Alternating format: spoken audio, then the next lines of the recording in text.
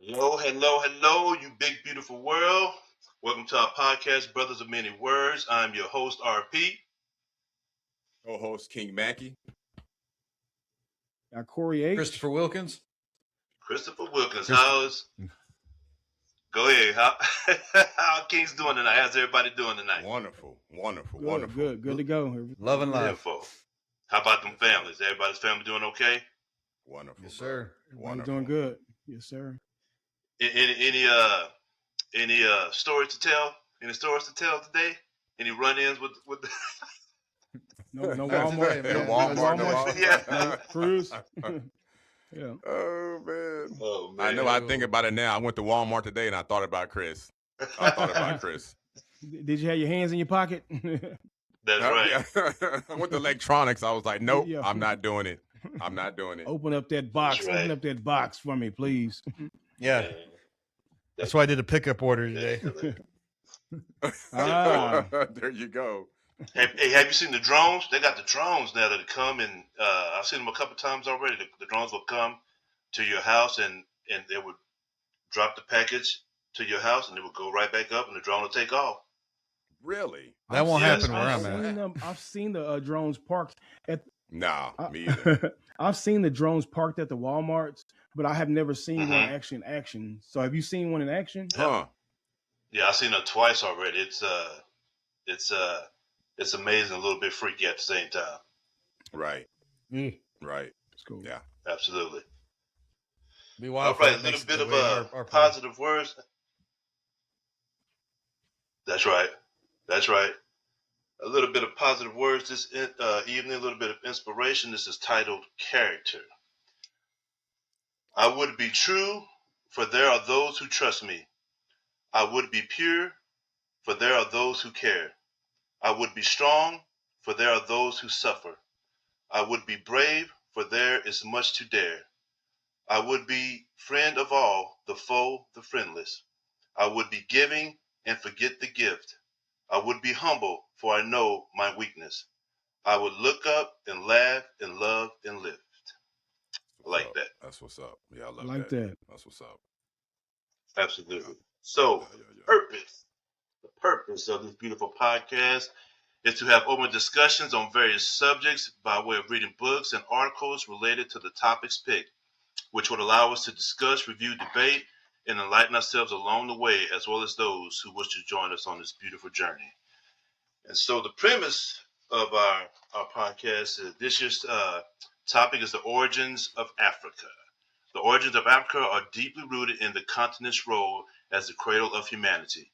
All modern humans, Homo sapiens, share a common origin in Africa, as supported by the genetic, fossil, and archaeological evidence. The subject is very powerful, explosive, passionate, and very energetic, to say the least. So we had a little bit of a hiatus there. We've upgraded our podcast and got some better equipment here, so we took a little bit of time off. But we are back tonight. We are starting off on, I believe, it's chapter 4. Chapter 4. Each person has a chapter to cover, 3 bullet points, as we had discussed earlier, and we'll go from there. So I'll kick this off, and I have Africa and the civilizing of Europe, the empire of the Moors. And so all my bullet points will be in a form of questions. So my first one is bullet point 1. What was the early history of Europe before the Moors? What was it like given the Greek and Roman civilizations that existed at that time? Europe had already experienced over a millennium of development shaped largely by Greek and Roman civilizations. First, there was ancient Greece, which existed between the periods of 800 to 146 BCE. It wasn't a single country, but a collection of city-states such as Athens, Sparta, and Corinth. Athens developed early democracy. As we know, Sparta was an infamous military city-state. Along the lines of philosophy and thought, there were the great thinkers such as Socrates, Plato, and Aristotle, who laid the foundations for Western philosophy, logic, ethics, and science. For science and mathematics, there were Pythagoras and Archimedes, whom advanced geometry, astronomy, and physics. and through Alexander the Great, who created the Hellenistic world. Then there was the Roman Republic and Empire from 509 BCE to 476 CE. After absorbing Greek influence, Rome rose to dominate Europe. The Republic produced the infamous Julius Caesar and Augustus, who was the first emperor. Roman law became the foundation for many legal systems. Christianity was legalized in 313 by CE under Constantine the Great, which became the official religion later in the 4th century. The Western Roman Empire fell in 476 CE. What changed? Urban life declined, trade shrank, central authority fragmented, literacy dropped outside monasteries. Christianity became the unifying institution. Culturally, Europe was rooted in Greco-Roman philosophy, art, law, and early Christianity. Politically, from city-states, republic, empire, fragmented kingdoms. Economically, highly interconnected under Rome, more localized after Rome's fall.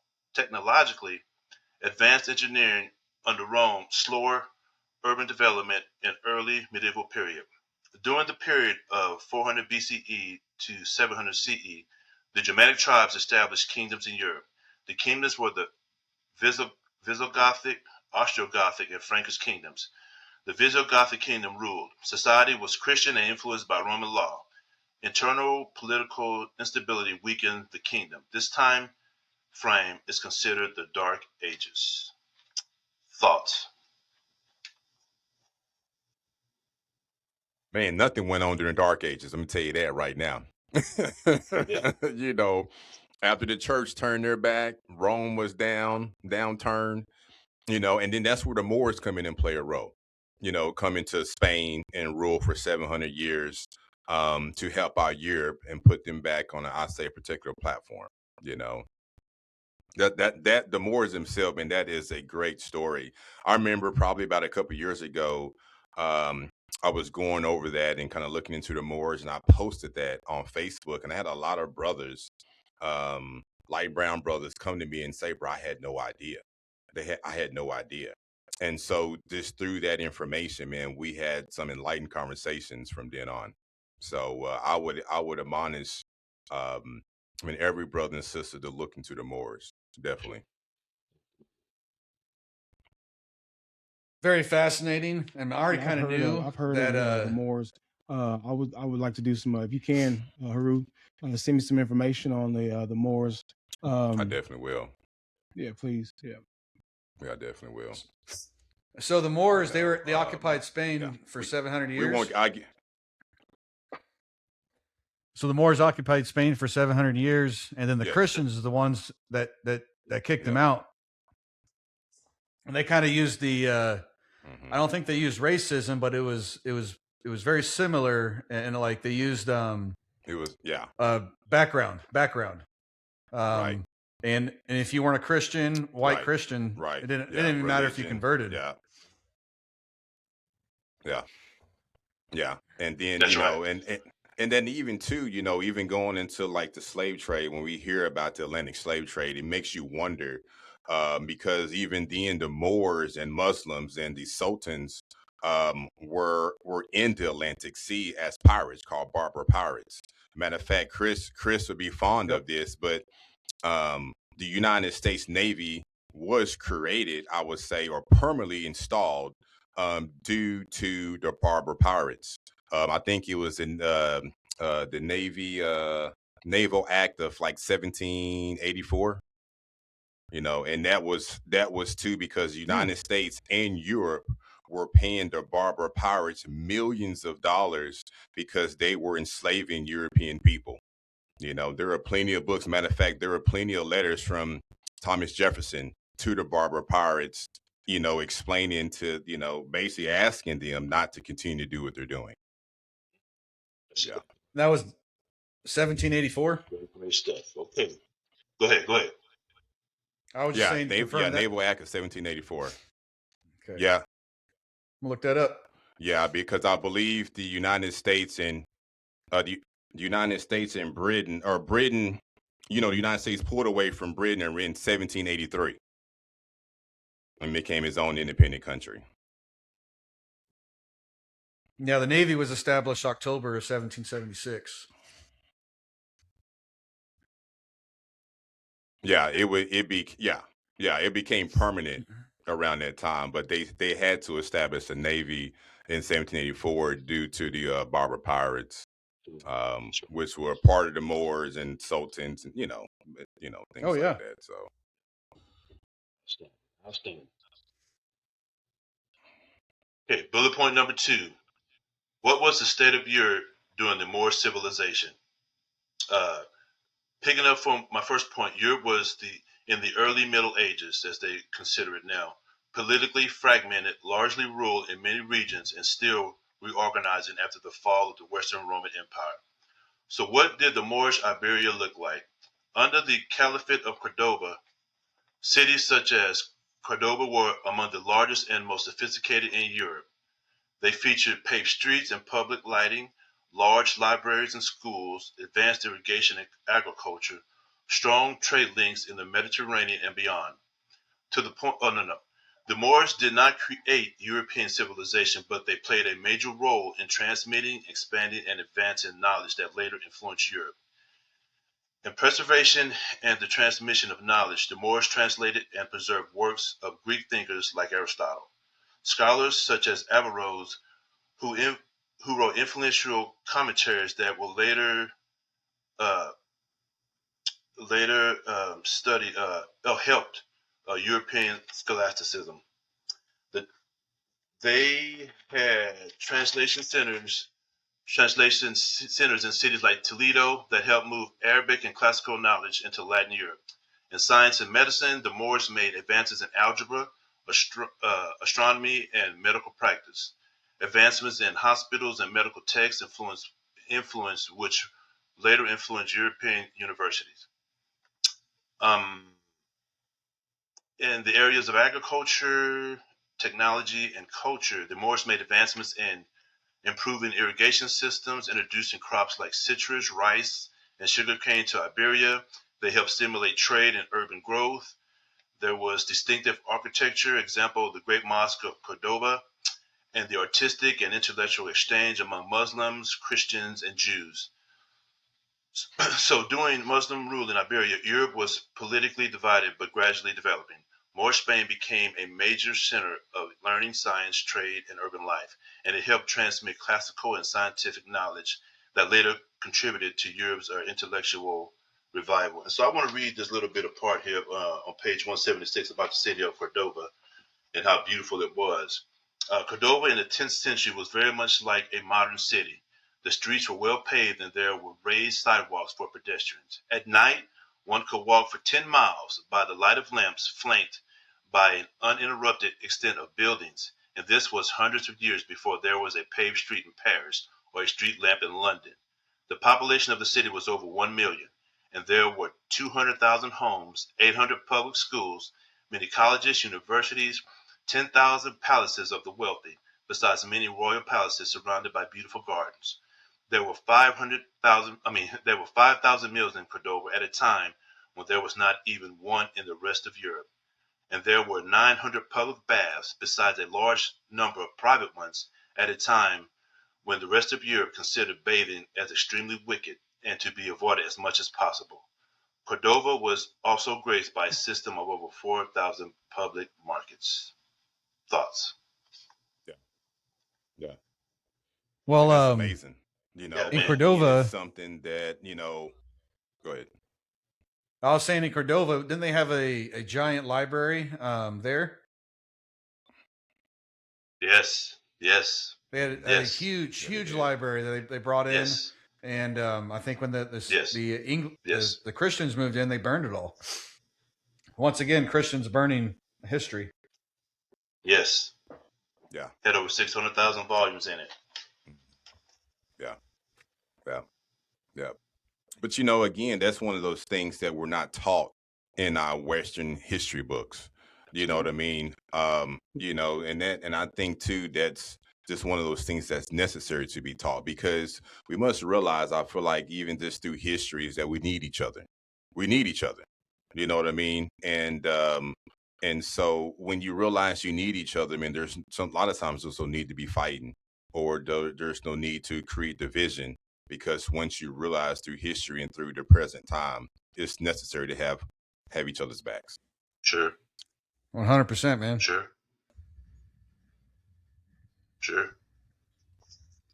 Okay, bullet point number 3. What was the state of Europe after the civilization of the Moors ceased to exist? In the early part of the 13th century, the Moorish power in Spain began to decline. The Muslims, due to religious and political differences, began to split into fractions and wage war among themselves.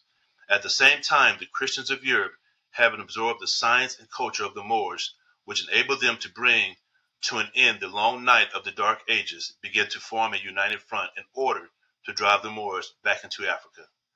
The Moors introduced the manufacture of gunpowder into Europe. Later, the Christian Europeans used this weapon against them.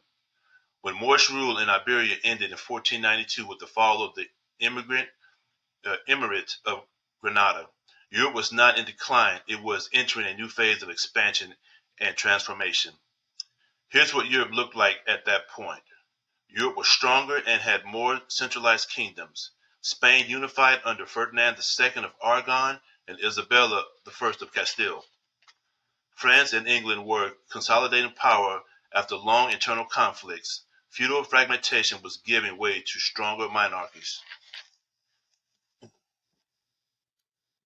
Then there was the Renaissance. Italy, especially cities like Florence, was at the center of the Renaissance Europe was experiencing.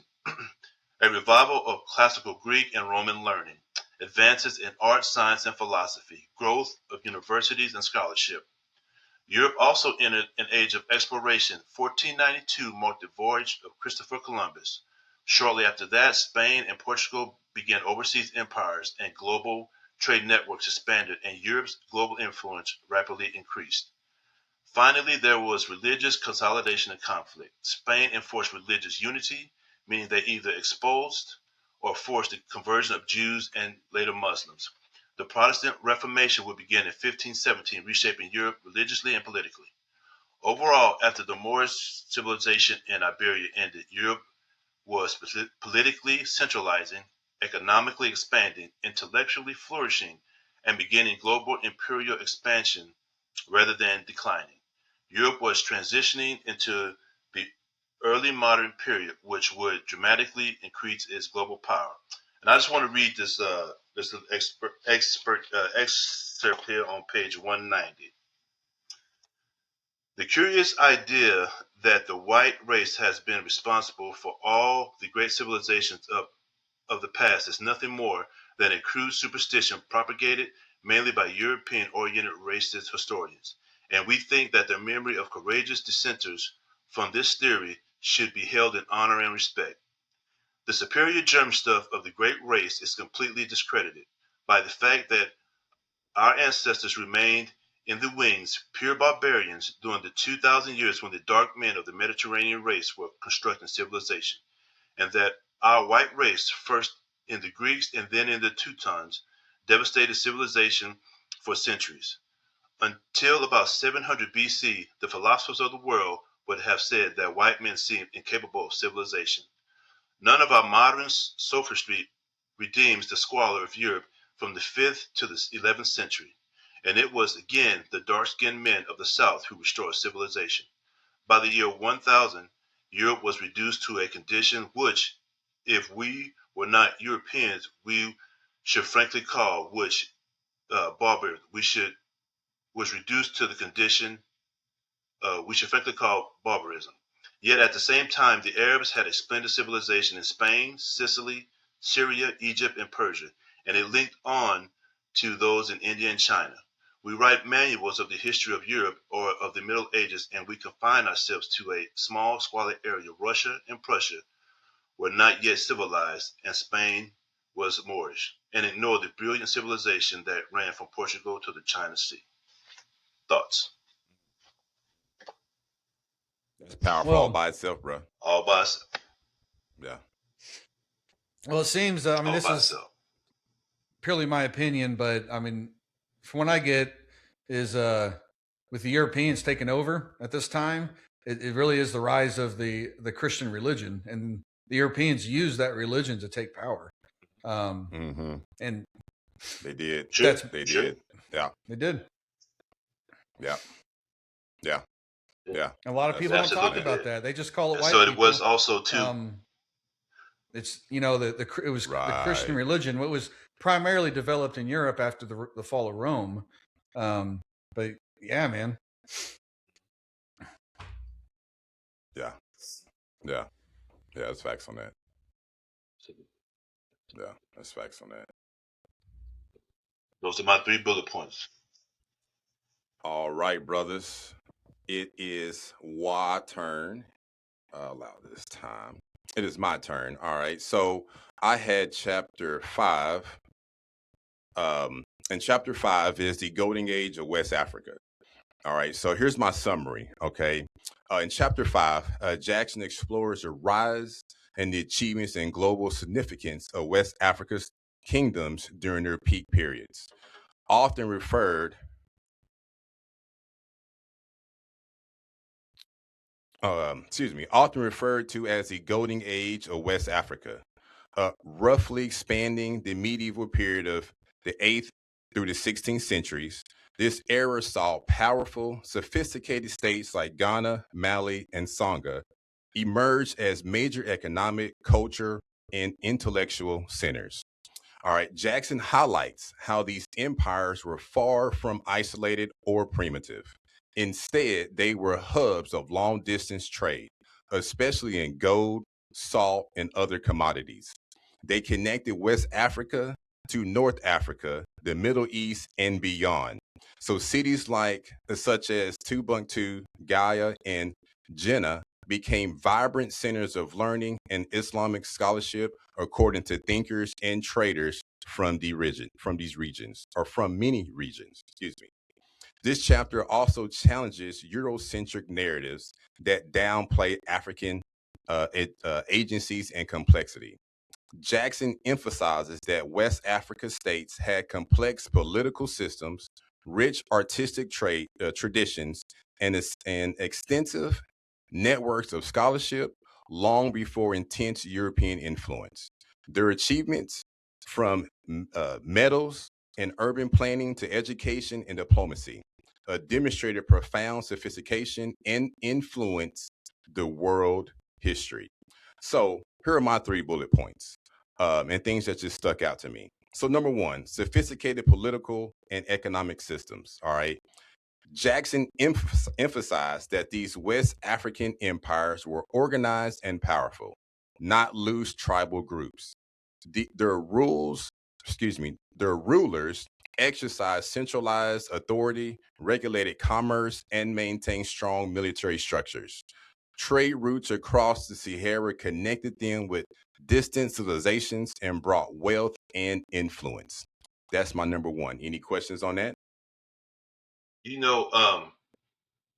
One thing that I find fascinating is, so when you talk about the gold and the rare uh, the rare jewels and things like that, and salt and ivory, this is a long time ago, and this is Africa, Right. and yet to this day, that country still has vast amounts of those same things. At just the book, Yeah. not anywhere else in the world. Right. But Africa do Right. that. I mean, gold. I mean, they were dressed in gold, and this is so long ago, and it's still the same today, and they're still finding these treasures all over Right. Africa. Right. Right. And just the natural resources in Yes. Africa to this day. Yes. I was listening to Professor Sachs, and I believe he's a Yale or Harvard professor, and he was stating that Africa will become the 3rd largest economy in the next 5 to 10 years. Yes, sir. All right. And then in the next 15 to 15 years, it might have been up to 25. I believe he stated that Africa be the number 1 superpower. Yes. And part of that is due to even their age. The average age in Africa is like 19 years old. Yes. And in the next 20 years, the average age will be 25 years old. And I believe also too that only there's about 40% of Africa that has not been colonized nor researched, you know. And so when you start looking into, I watched a documentary about resources in the United States, and they were stating that in the next 25 years to 30 years, the United States could start running out of water. And that currently now other countries from the Middle East are digging wells in Arizona and other parts of the United States and drawing water from these aquifers to take back to the Middle East.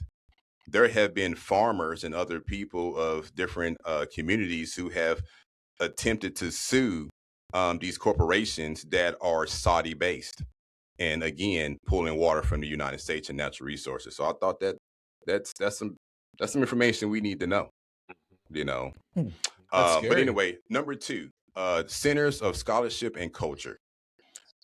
That is, yeah, that definitely is.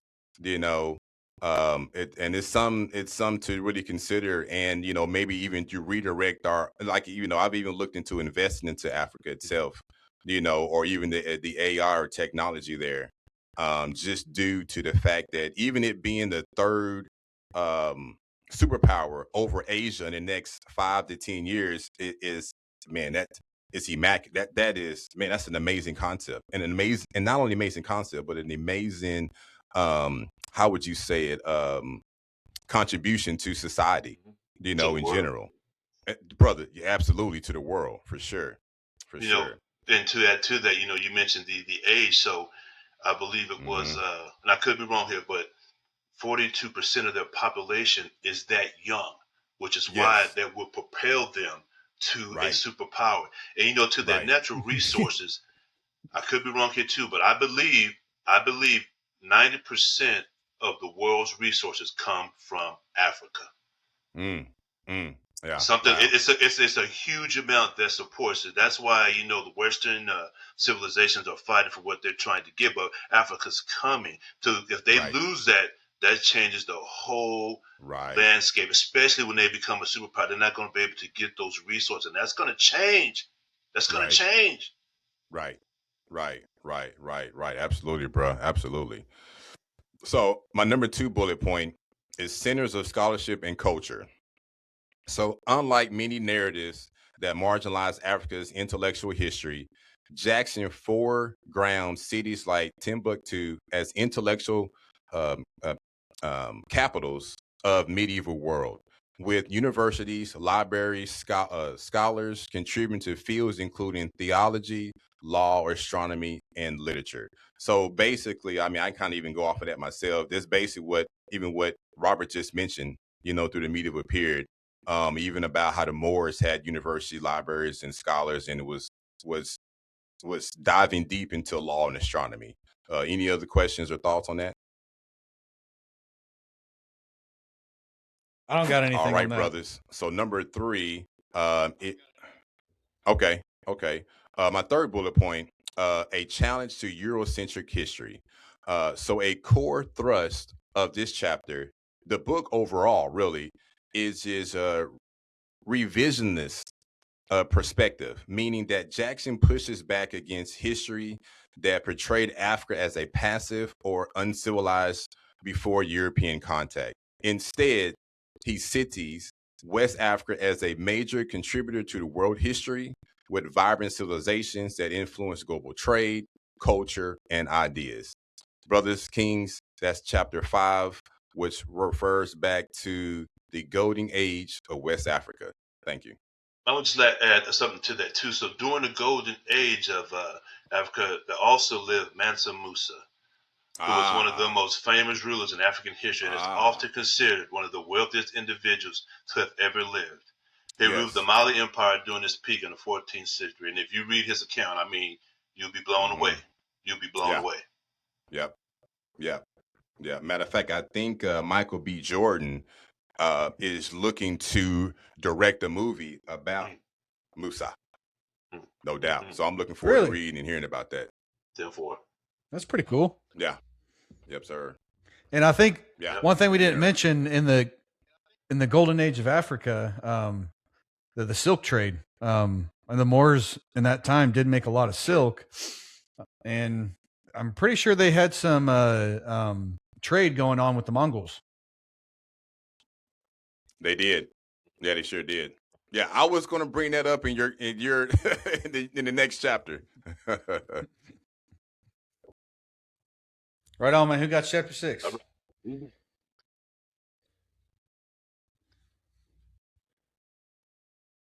Corey, can you hear us? Corey on? Corey, I think he said he was having problems with his mic. Corey.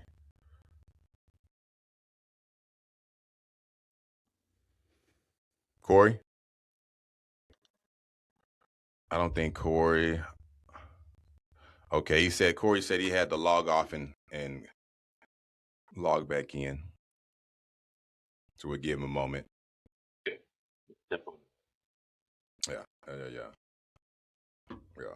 It's great conversation. Great conversation. It is great conversation. It's a lot to learn. It is. You know what I mean? And like I said, I hear people when we talk about so-called Black History Month, it's just world history. It's just something that no matter who you are in the United States, we should have some understanding of people's history. You know what I mean? And also that gives us I feel like it teaches us to understand each other just a little bit better on both sides of the spectrum. I've heard some brothers over time mention, hey, if you guys don't like it here, just leave. And I'm like, man, we tried. Like Marcus Garvey tried, you know what I mean? But it's not that easy. It's not that easy. And he actually, purchased, two cruise liners, to send people back to Africa.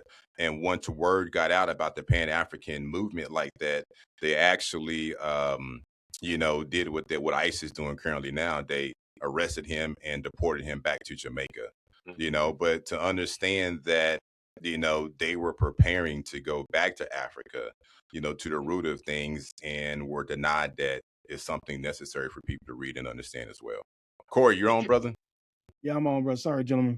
All right, bro. Come on. You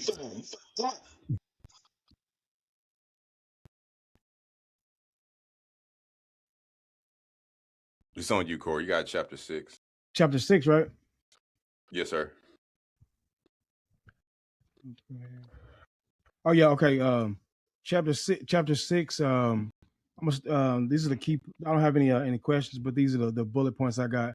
Okay, so chapter 6 is discussing the advanced American civilizations, such as the Mayan and the Olmec.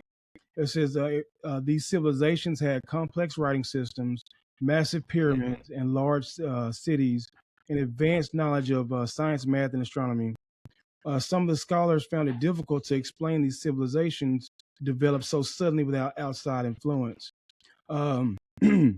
Harvard professor Leo Weiner argued that Africans of West Africa, especially from powerful empires like Mali, Gambia, Sierra Leone, may have crossed the Atlantic Ocean and influenced early civilizations.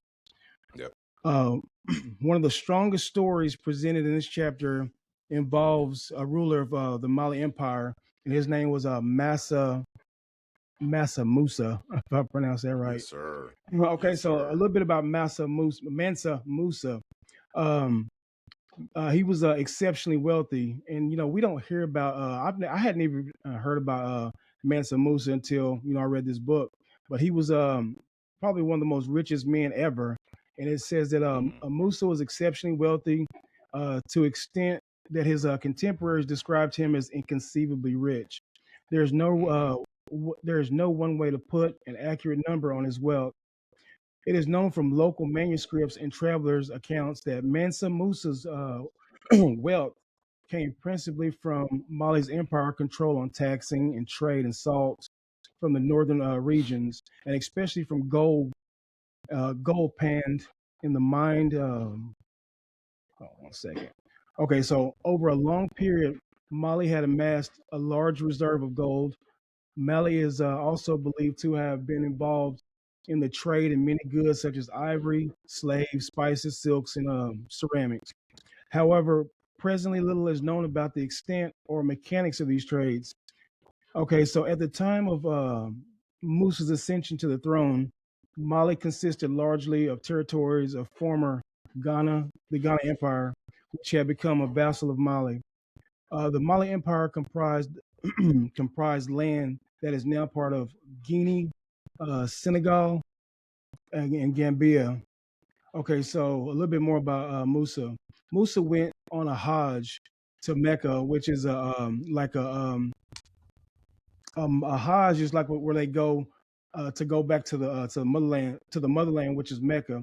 So in Mhm. 1324, traveling with an enormous entourage and a vast supply of gold en route, he spent time in Cairo, where his lavish gift giving is said to have noticeably affected the value in gold, which meant that he brought so much gold Yep. it messed up the the trade inflation and whatnot. It says Musa expanded the excuse me, gentlemen. Let's see. It says Musa expanded the borders of Mali Empire, and particularly incorporating the cities of Gayo and Timbuktu into its territory. He sought closer ties with the rest of the Muslim world, particularly the Mamluk and the Madrid. I can't pronounce that. It says so basically, this Mansa Musa was a really rich gentleman, and some other things I was reading about him is he um, he traveled with the first time he sent people to look for America, which was before Columbus. The first time he did, he sent like 2,000 ships. The next time he sent like 20,000, like got a number amount of ships, gold, camels, and so a little bit more about the rest of the chapter is one of the strongest. Oh, I'm sorry, gentlemen. Excuse me. It says the captain reported that the other ships that he pulled away. Excuse me, right quick, gentlemen. Okay. Okay. Some more things about the chapter is the chapter also explains the ocean currents and trade winds naturally moved from West Africa towards the Americas. This means that the African ships could have crossed the Atlantic using natural forces, even without the modern navigation tools. African civilizations were known for their strong trade networks, skilled sailors, and knowledge of geography. It says, additionally, early European explorers reported seeing black people already living in these parts of Central and South America and the Caribbean. Some reports describe these people using metal tools, weapons made of gold, silver, copper, and similar other metals in Africa. Um, this chapter also discusses the Olmec civilization of Mexico, which created massive stone head sculptures. Some scholars believed that these sculptures had facial features similar to African people, which they saw as possible evidence as African presence or influence. So, um, African merchants and traders were highly skilled and traveled long distances to exchange goods such as gold, metal, and textiles.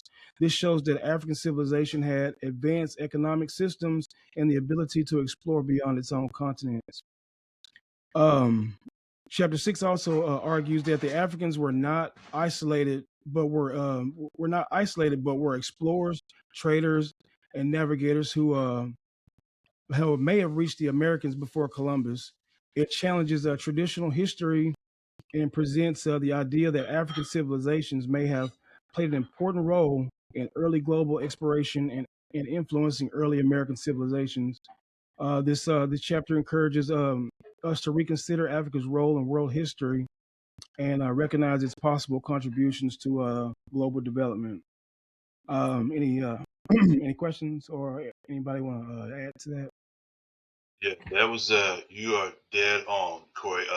Mansa Musa did start. He did send out those ships. So and they caught I forget the name of the current. They caught that current and they came all the way to America. And so you mentioned the Olmecs and the Stoneheads. Those were definitely of African descent. When they first came there and the Africans got off, they were in awe because they were draped in all fine jewelry and gold in their dress. They worshiped these uh these individuals as gods since you have the Stoneheads. And so this book right here. They came before Man. Columbus. Yeah. Right here. Read that a while back. Yes, sir. It's a good book. It goes by Ivan into Van Sertima. yes. Yeah. It goes into great detail about that. There's a theory that it wasn't until after Columbus, 1492, doing for the Atlantic slave trade that Africans were here first, but that is absolutely not true. That's not true. We were here long before then. Yeah, bro, and that makes perfect sense. The gentleman Corey was talking about, the leader Munsa, he sent the 8,000 ships, and if I remember right in the chapter, Jackson was saying that they sent them all out. I think they got towards the Gulf and they caught a current, and all the ships kept going. There was one gentleman that came back. I guess he was too afraid to continue. That's right. And he reported that everyone continued on the current. And when you look at all the structures in South America, all the pyramids, and then you have the pyramids that are over in Egypt, it makes sense. Where do they get the idea of that structure from? And then, as you guys, Corey mentioned, the statues, a lot of the, those Africans went over there to South America and they integrated with the society there, intermingled, and that's why we see the statues look the way they do. That was pretty interesting. I didn't know this. Yeah, even Churchward mentions about the Exodus and how the Exodus of Africa played a huge influence, across this world when it comes to religion, because he's actually able to look at the autographs of the hieroglyphs of each and most countries and their culture and give some comparison to the Nile Valley gods at a particular time. And even to Mansa Musa, when you look at I had read that before Columbus as well. It even talked about the gold and the headdress of the African people when they came over here to see the indigenous peoples of America, or Turtle Island at the time. They also began to dress similar as Mansa Musa. You know what I mean? And so that gives some comparison between the two of how, they were doing particularly foreign trade. That's right. Yes, sir. Wonderful, brothers. Wonderful. Yeah. Oh, man, is that all you got, brother? Yeah, that's all I got for chapter 6. That's what's up, bro. That was good. I like that. All right, man. We ready to move on? All right, big dog, big king. Yes, come on. All right, guys. So I kind of funny. I was a Navy guy, and you guys gave me the chapter about boats. But so, anyways, tonight I was, yes, sir. Chapter 7, Introduction to African Civilizations. This chapter is actually less about dates and names and more about correcting a picture most of us grew up with. We usually imagine ancient civilizations happening in only a few places like Egypt, Greece, Rome, and the Middle East. And Africa is sort of standing outside of that story. So Jackson's argument in this chapter is that the picture is incomplete. He's trying to show that East Africa, especially the Red Sea and the Indian Ocean regions, was part of an international world much earlier than we normally think. So my first point I have today is East Africa was connected to the ancient world through trade. The first major idea Jackson presents in East Africa is that it was not isolated. It was connected to other civilizations through long-distance trade routes, especially the Red Sea and the Indian Oceans. He talks about ports like Adulis, which connected the inland kingdoms, such as Exum and the older Kushite regions, to the maritime trade. Goods from the African interior didn't just stay local. They moved outward along organized trade routes. Caravans brought materials from inland Africa to the coast, and ships carried them across the sea to Arabia, Persia, and India. Jackson also points out something very important. Sailors in the region understood the monsoon wind system in the region. These winds changed directly seasonally. That meant ships could reliably leave East Africa, travel to Arabia and India, and then return months later using the reverse winds. So this wasn't occasional contact. It was a repeated network. It's pretty fascinating, man. It built a predictable trade network. So he even brings in cultural memory, like the story of the Queen of Sheba. So the Queen of Sheba visited King Solomon. Whether someone takes that story literal or not, Jackson's point is that traditions connecting Ethiopia and the Near East exist between those regions, which were in contact. Diplomatic visits and gift exchanges only happen when two societies know each other through trade and communication. That's really important. So Jackson's first major claim in this chapter is that East Africa was part of the ancient world economy long before European exploration. Merchants, sailors, and kingdoms in that region were already interacting with Asia and the Middle East. I mean, they were going all over the Indian Ocean. It's kind of crazy. Oh,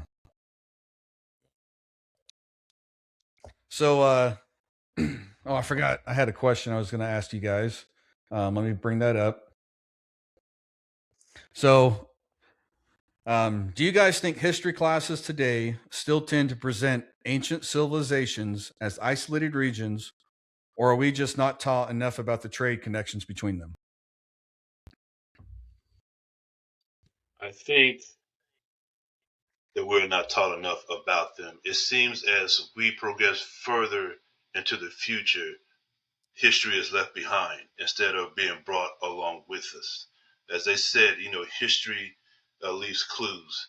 And, you know, you're only taught about, like in America, you're only taught about American history. And in France, you're only taught about France history. And I think Haru had mentioned this earlier about global history because it is all interconnected, whether, folks want to believe that or not. And I'll say this too, history, as we see, as with most things, has become so in like from grades from kindergarten up to high school is just a general concept.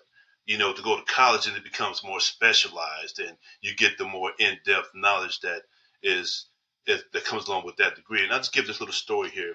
I was at AutoZone getting a battery replaced, and so a young gentleman came out and he helped me. He was helping me doing it, so I sparked up a conversation with him, and come to find out he's a history major, and so he was going to be a teacher.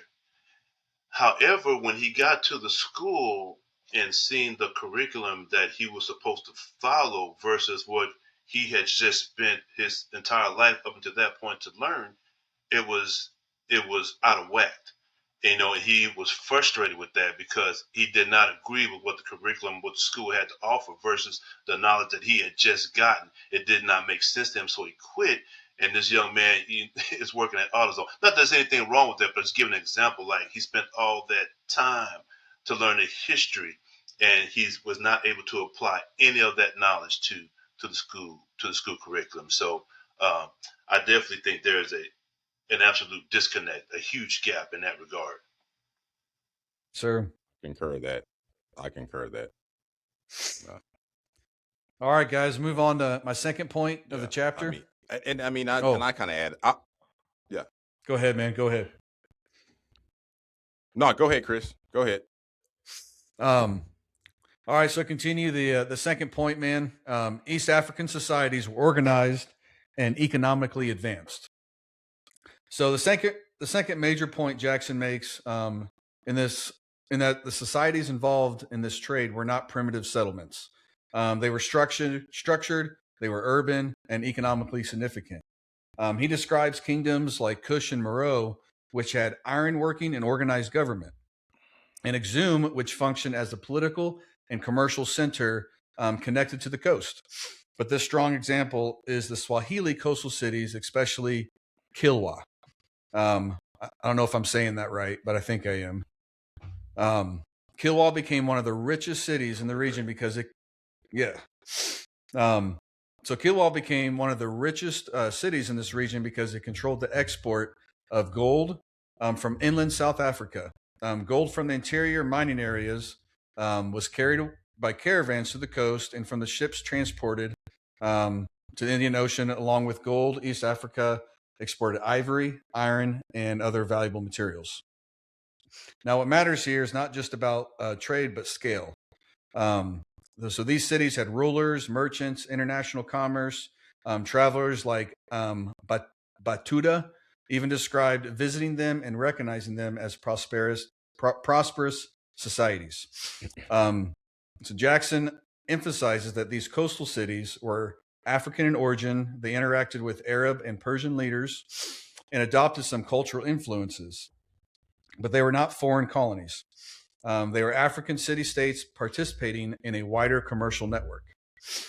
So his point in East Africa wasn't only connected to the world trade, but it was economically important within it. Other civilizations valued the resources coming out of Africa, and that gave these societies wealth and influence.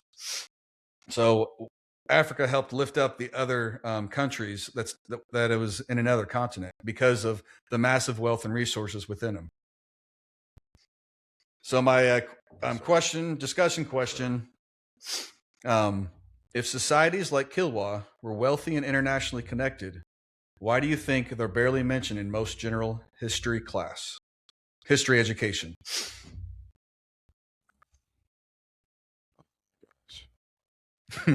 Robert, you want to hit this one again, and let me take this one? I'll pick it back. Oh my goodness! Well, I mean, you cannot empower the very people that you're enslaving. I mean, it just comes down to it. So I mean, they're not going to give you that. The European concept. So it. I mean, that's as easy to be said. I mean, that's it. That's really it. I mean, sure. And it's sad we don't know, and it's sad it's like that. You know what I mean? But I mean, that's where we have now is our reading, our book club. To enlighten other brothers and sisters in this world, to get them to understand where they came from and how well connected we are. You know what I mean? Not only through trade, but even through just mankind itself. To call any one of you guys on this phone my brother, you are my brothers. And not only through that, just by my perspective, right, and how I see things, but based upon the birth of the world. So I'll leave it as that. So it's time to on that too. So just go back to the example of the Moors. So what if the Moors hadn't been around? Would Europe have progressed to where it is now? It's possible. It probably would have taken a lot longer if they would have, because the excerpt that I read, you could see that their thinking was not on par with what the civilization of what the Moors had, and yet they ruled for 700 years, and yet the kingdom of the Moors is not mentioned in the annals of history at all. And scholars came from all over the world to study there. Right. At that point in time, the city of Cordova was second to none in Europe. Right. But as we read that question, it is almost like it's been erased. You hear nothing about the Moors. It's like they do not want to accept that they were brought along by Africans, or so however you want to put it. You can't deny the fact. Yeah. You can't deny the fact. Can you gentlemen makes all more reason. Is you like, if you remember in school, did any of you gentlemen hear of the Moors? Had you ever heard it? When was the first time that you actually heard the Moors? It was my first time hearing it. Assassin's Creed. I was, you know what I mean? That's true. I mean, the first time I learned about them was a video game. Right. I'm not joking, man. It was a video game. They never taught us that stuff. And, for anybody that's watching, I mean, we need to take it upon ourselves to stop relying on the authority of the government to teach us history. Start reading books that is not from your history class at school. Anyways, let's move on to point 3. Right. Amen to that. So the last point of this chapter, European arrival interrupted an existing system. And this is, I want to drive this point home, an existing system. So the third point Jackson makes, it comes toward the end of the chapter, and it's really his conclusion. He explains that when the Portuguese arrived in the Indian Ocean around the late 1400s and early 1500s, they did not discover an empty or undeveloped region. They entered an already functioning trade system. The coastal cities were thriving before Europeans arrived. In fact, Jackson suggests that European involvement contributed to the decline of some of these trading centers. Instead of creating trade networks, Europeans inserted themselves into existing ones and often used force to control them. So his argument is that the civilization. You can't hear me? I got you there. I can hear you. So let me back up just a little bit. So Jackson's argument is that the East civilization of Africa did not begin with European contact. I'm sorry. I lost myself here. All right. So the East Africa did not begin with European contact. The trade diplomacy and organized society were already present. European arrival changed the system, but it didn't start it. This is very important because it challenges a common historical narrative that outside powers brought development into Africa. When Jackson is arguing the opposite, that the region already had economic and political life of its own. So I was taught that the Europeans started it all. What really happened is that the Europeans found a system already in place and just took it over by force and then claimed it as their own. My last question for this topic: how much do you think of our understanding of world history changes when we look at European exploration as entering existing systems rather than creating them? Well, it is a false narrative, to say the least, as you just stated out.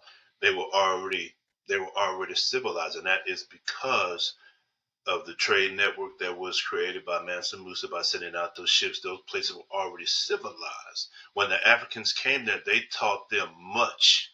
They introduced much to them. And you are dead on. They when Europeans came, they absolutely the stories, the conquistadors, and hey, they were. This might be a wild idea, but with all that gold, all the resources and gold coming out of Africa going to the other continents, this kind of happened before Europeans took power. It might, in my opinion, with all that gold and resources going to other countries while Europeans are taking them over, kind of seems like the Europeans was able to build their empire off the resources from Africa.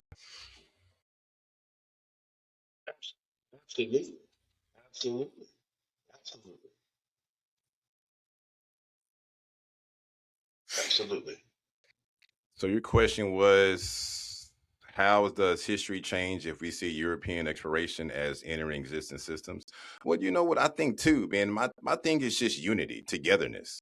You know what I mean? If we understand that we've all piggybacked off each other in some sense and we've helped each other, then there's no need to fight. There's no need to segregate. There's no need to say, hey, you're superior and I'm inferior, or whatever the case may be. And this would be a lot better country if we were able to look back and say, oh, look what happened, Yeah. And so, but again, as we see right now through our society, how the division of ignorance is a division of ignorance, because most 85 to 90% of people don't even understand this point of what we're reading right now. You know what I mean? And if they did, the togetherness would be strong. But right now, the system would not survive if we were all together and stood by each other as we did before. Because ignorance is sin, brother. It is, bro. It is. Yeah, gentlemen, that was great stuff, gentlemen. Great stuff. And so this is just a conclusion of one point I will say through all of this. And you mentioned the library. First there was the Great Library of Alexandria. Then there was the Great Library of Carthage. Right. And then now we've come across the Great Library of Cordoba. And so we're talking about possibly 1.5, 2 million volumes of literature. Some of this, especially when you talk about the Library of Alexandria, that probably had the origins of philosophy and science and astronomy. I mean, you name it. And so what I'm getting at, they would send out expeditions to find literature all over the earth because it was just that rare. And not everybody had access to that. Most of the population was uneducated. The ones who got privy to that, whether, if you will, against the elite or royalty and kings and things of that nature, or the scribes, they're the ones who had access to that information. Right. There were not authors, on every corner. That's why they sent out the expeditions to find that stuff, and they paid handsomely for that information. And so the point I'm getting at, is, I mean, that's so much ancient knowledge that was destroyed. I wonder what impact would that have made on the world right now if it had been kept and allowed to be able to advance and build upon. Where would we be as a civilization collectively? It is food for thought for sure. And that's just in one book. And listen, I'm sure all of these you could probably say all of these ancient civilizations had great libraries, and all of it seems to be so far what we come across. They've just been absolutely destroyed. Now, Alexander the Great, after he realized, he tried to save the Library of Alexandria, but when the Romans came, they absolutely destroyed all the rest of it. But I'm just amazed by all that literature that just, again, some of these things were the beginning of the beginning, and it's gone. Yeah, and that was part of the Dark Ages anyway. Sure. To take the books of the world and combine them really into one to give us. We know the first Bible that came out was the Gutenberg Bible. You know what I mean? From the Gutenberg Press.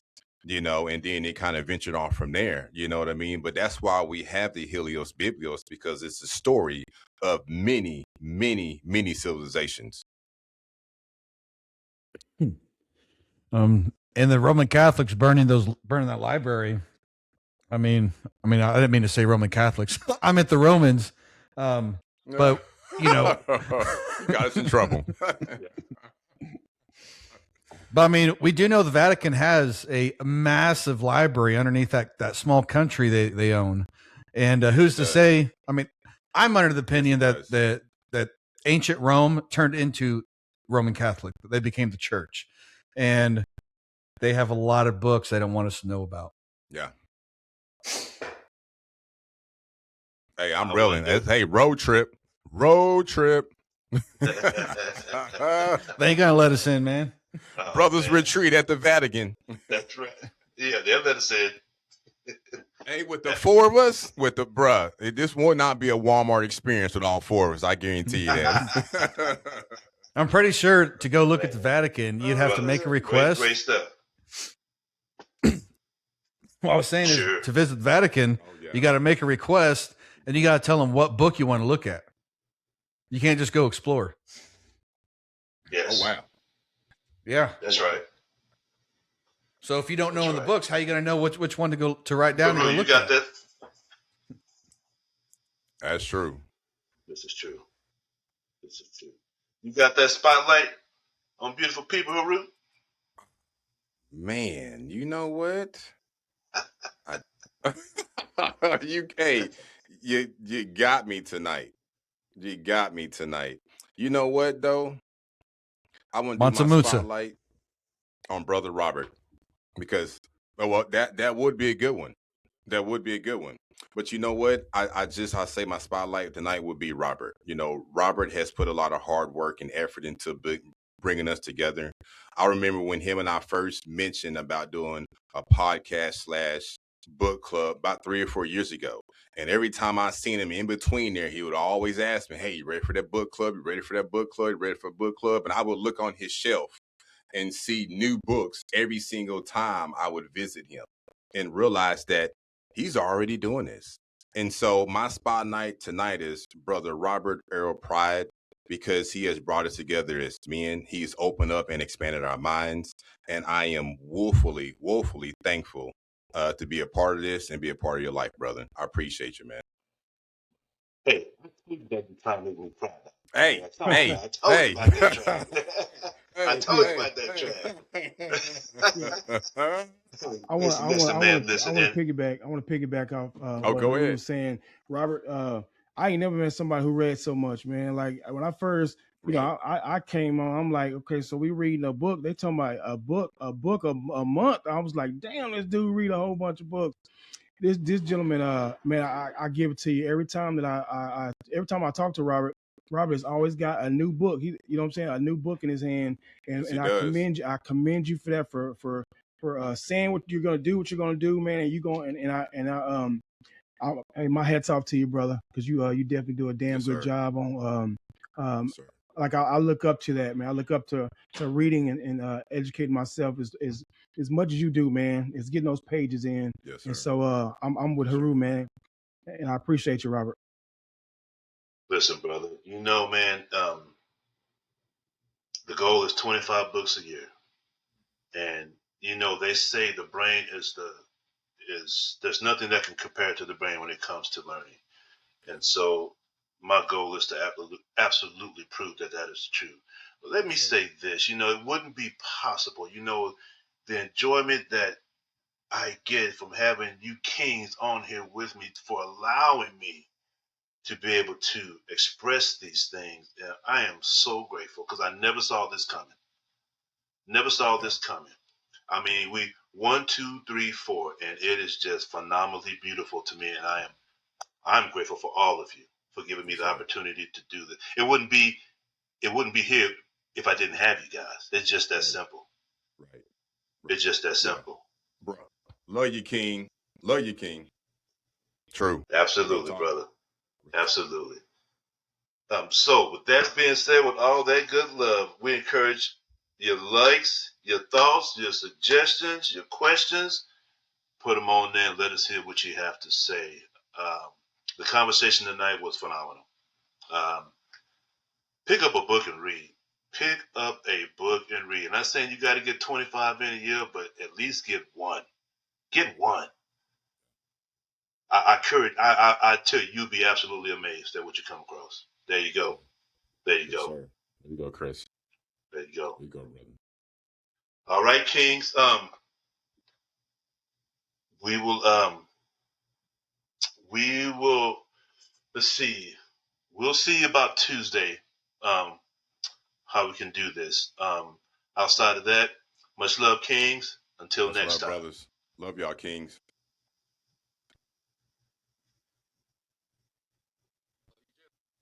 Love you.